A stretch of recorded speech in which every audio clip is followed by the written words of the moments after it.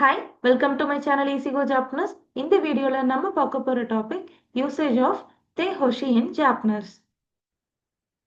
verb they form ஹோஷி.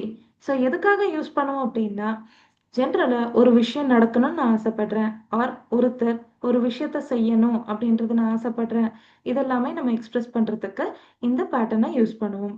So structure என்ன அப்படின்னா பர்சன் நீ verb in they form plus hoshii. So யார் அந்த ஆக்ஷனை செய்யணுமோ அவங்களுக்கு நீ பார்ட்டிக்கல். ஸோ எந்த ஆக்ஷன் நடக்கணும்னு நினைக்கிறீங்களோ அந்த ஆக்ஷனை தே ஃபார்மில் கன்வெர்ட் பண்ணிட்டு ப்ளஸ் ஹொஷி அப்படின்றத ஆட் பண்ணணும். ஸோ ஜென்ரல் விஷயமா இருந்துச்சு அப்படின்னா அங்கே ஒரு பர்சனோட நேம் இன்வால்வ் ஆகாது. அப்போ அதை நீங்கள் யூஸ் பண்ணாமல் டைரக்டாக சென்டென்ஸில் தே ஹொஷி மட்டும் நீங்கள் யூஸ் பண்ணிக்கலாம். எக்ஸாம்பிள் சென்டென்சஸ் சென்சை நீ காஞ்சிவோ உஷியத்தே ஹொஷி. சென்சை காஞ்சியை சொல்லி கொடுக்கணும்னு நான் ஆசைப்படுறேன்.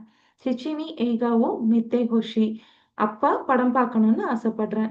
ஷிசுகானி ஷித்தே ஹோஷி. அமைதியா இருக்கணும்னு நான் ஆசைப்படுறேன். ஹயக்கோ ஒவத்தே ஹோஷி. சீக்கிரமா முடிக்கணும்னு ஆசைப்படுறேன்.